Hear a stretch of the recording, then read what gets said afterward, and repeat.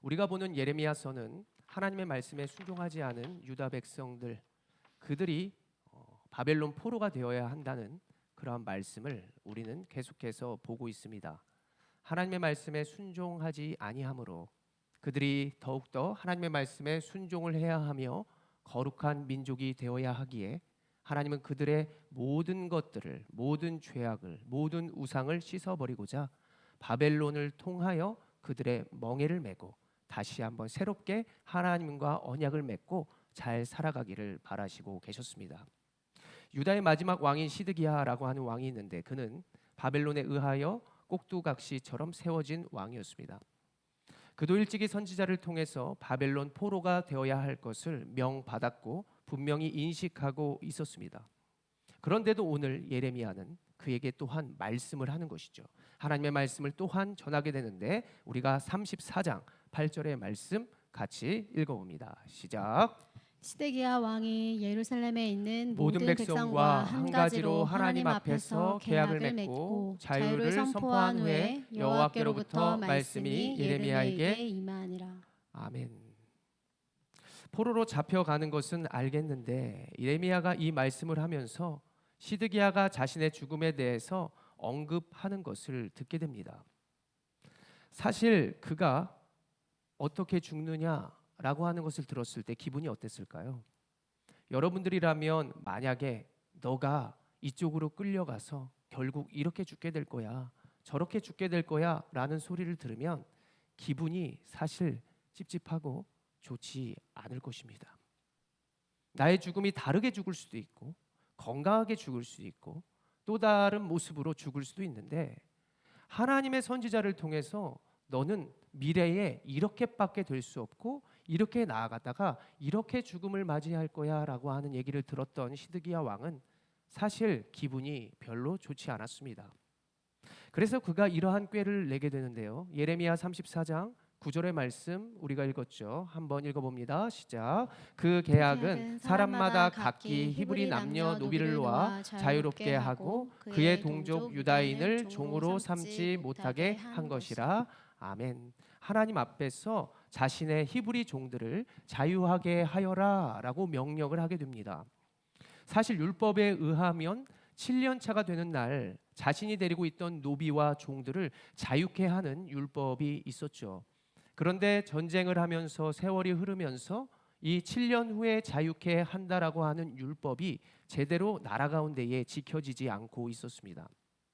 그런데 전쟁이 길어진 이러한 상황 속에서 시드기야 왕이 생각을 했던 것이 그래, 내가 이런 죽음을 맞이하고 우리가 이러한 포로로 가고 있는 상황 속에서 어떻게든 하나님의 마음을 좀 돌리고 싶구나라고 하는 생각을 하게 되는 것이죠.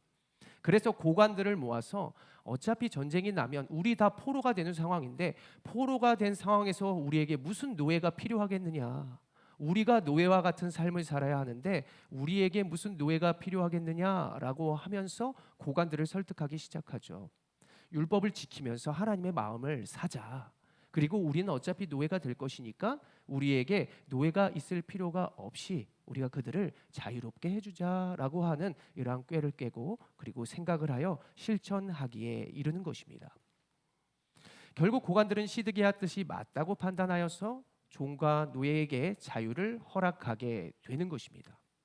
그런데도 이 말씀 이후에 신기하게도 역사적으로 이렇게 그가 행동한 후에 어떠한 일이 벌어지느냐, 바벨론이 생각보다 유다 침공을 늦추는 것입니다.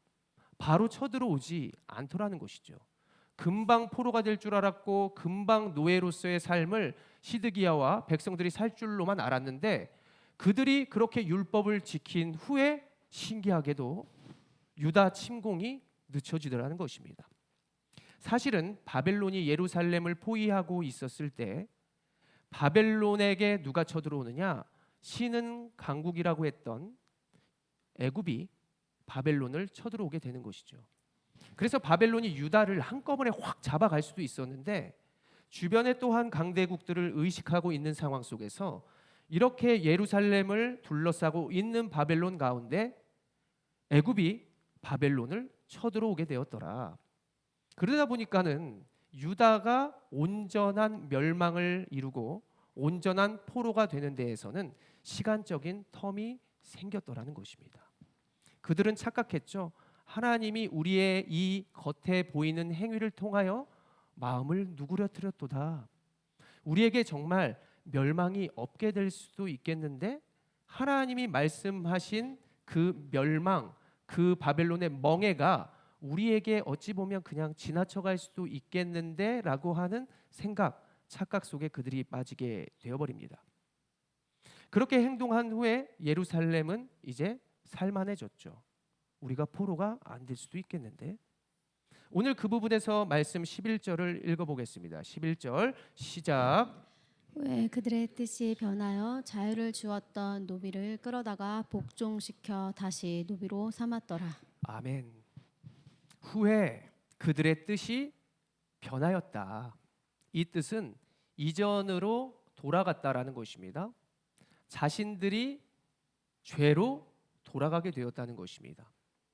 또한 변했다라고 하는 것은 약속을 맺었는데 그것을 깨트렸다라고 하는 뜻도 가지고 있습니다. 하나님 앞에서 우리가 이제 노예나 종을 만들지 않겠습니다. 이러한 말을 하였는데 그들은 그 약속을 깨트렸다. 포기했다라고 하는 말씀의 뜻을 가지고 있는 것이죠. 우리가 앞서 조금 예상해 보았겠지만 그들의 숨은 의도가 무엇이었습니까? 왜 율법을 지키려 하였고 그들이 왜 종들을 풀어주었을까요? 많은 학자들의 의견과 저의 생각을 좀 녹여서 두 가지로 우리가 압축을 해보자면, 먼저는 하나님 앞에서 율법을 잘 지키는 척 외식하면서 하나님의 환심을 사려고 했던 그러한 의도가 있고, 두 번째로 자신들의 속한 종들을 자유케 한다. 이것은 무엇이냐? 만약 전쟁이 나면 주인은 노예를 책임져야 됐습니다. 전쟁이 나면 자신과 가족들이 먹고 살기도 바쁜데 자신에게 노예로 속한 자들까지 있으면 그들에게 음식도 주고 거할 처소도 줘야 되는 것이죠. 그런데 어차피 전쟁 나는 상황 속에서 율법 지켜서 하나님의 환심을 사고 율법을 지켜서 자신들이 종들을 자유케 하므로 전쟁 나면 내가 책임져야 할 노예들을 아예 내버려두는, 버려버리는 그러한 마음이 그들의 마음속에 있어졌다는 것입니다. 이렇게 그들의 외식적이고 상황에 따른 흔들리는 신앙을 보시면서 하나님은 더욱더 진노하기에 이르는 것이죠. 예레미야 34장 16절의 말씀을 같이 읽어봅니다. 시작. 너희가 돌이켜 내 이름을 더럽히고 각기 놓아 그들의 마음대로 자유롭게 하였던 노비를 끌어다가 다시 너희에게 복종시켜 너희의 노비로 삼았도다. 아멘. 그 이후의 말씀을 보면 그들의 이러한 행위로 말미암아 칼과 기근과 전염병은 물론이요 시드기야는 일반적인 죽음이 아니라 두 눈이 뽑힌 채 바벨론의 포로로 나아가게 되고 처참한 죽음을 맞이하게 됩니다. 하나님에 대한 믿음에 돌아섰다. 내가 하나님께 약속한 것을 깨뜨렸다. 우리의 삶을 보면, 우리의 삶에 적용해 보자면 우리에게는 어떠한 모습들이 있을까요? 나의 외식적인 신앙, 내가 보이려고 하는 그러한 모습 속에서 내가 믿음 생활을 하지는 않은지, 나는 이웃사랑을 실천하고 소외되고 아픈 자들을 하나님께서 허락하셨는데, 사랑하는 자녀들을 나에게 허락하셨는데 나는 어떠한 마음으로 내가 나아가고 있을까? 우리는 오늘 말씀을 들으면서 이러한 모습을 알게 되는 것입니다. 나의 상황을 잠시 동안 모면해 보고자 하는 일반적인 일시적인 회개는 무엇인가? 내 마음대로 잘 먹고 잘 사다가 내 몸이 아프니까, 내 힘으로 살아가다가 내가 힘이 없으니까 하나님 이제 세상 것으로 다 해보고 그냥 하나님 앞에 이제는 어쩔 수 없이 매달리는 그러한 나의 모습은 있지 않을까? 또한 남들에게 보이려고 하는 외식적인 신앙, 남들 앞에서 손을 들고 주여 주여 외치고, 많은 성도들이 있을 때는 숨어서 예배도 잘 드린다 하지만 아무도 없는 곳에서 내가 섬겨야 할 곳이 너무나 많은 것만 같고 책임감이 있는 곳에서는 주님을 사랑하겠노라고 우리가 다짐했던 이 모습이 실천 가운데는 없는 모습이 너무나도 많습니다. 좁은 길로 가려 하고 많은 사역을 하려 하고 많은 예물을 드리려 하는 그 자리에선 피하고 내가 도리어 외식적인 부분에서만 열심인 척 많은 성도들이 있을 때에 내 마음에 드는 예배와 때로는 숨고 때로는 앞서 나가고 내 맘대로 하는 믿음 생활의 모습이 나에게는 있지 않는지 우리는 돌아봐야 할 것입니다. 나는 무엇 때문에 예배를 드리고 있을까? 나는 무엇 때문에 봉사를 하고 있을까? 야고보서 4장 8절의 말씀 읽어봅니다. 시작.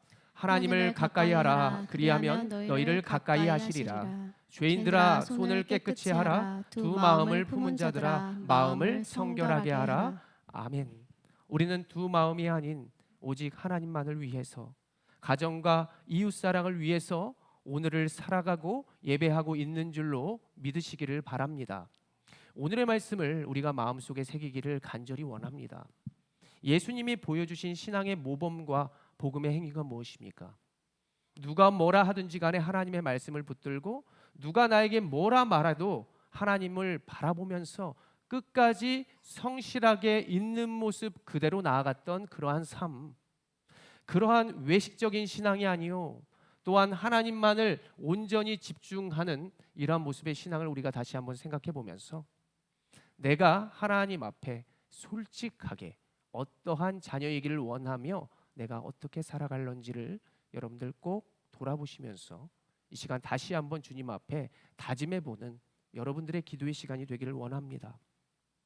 하나님에 대한 나의 믿음이 흔들리진 아니하였는지, 맡겨진 영혼들과 소외된 자들에게 내가 나아가려 하다가도 내 힘으로 하려 한 적은 없었는지, 외식적으로 하려는 건 없었는지, 또한 내가 하고 싶은 대로 한 적은 없었는지를 우리가 다시 한번 내 스스로를 돌아보시면서 지금보다 값지고 더 나은 미래를 위하여 아무도 가지 않는 좁은 길과 아무도 사랑할 수 없는 그러한 것들, 작은 것 하나라도 택하셔서 정말 하나님한테는 진솔하고 솔직하게 모든 사람들 앞에서는 당당하고 참된 믿음으로 온전히 여러분들의 멋진 길을 선택하여 걸어 나아가는 여러분들의 모든 인생이 되시고, 오늘 기도하는 가운데 하나님이 주시는 그 마음, 좁은 길로 향하여 하나님께 이 시대의 남은 자로 크게 쓰임을 받는 여러분들 되시기를, 발견하는 여러분 되시기를 간절히 축원합니다. 기도하겠습니다.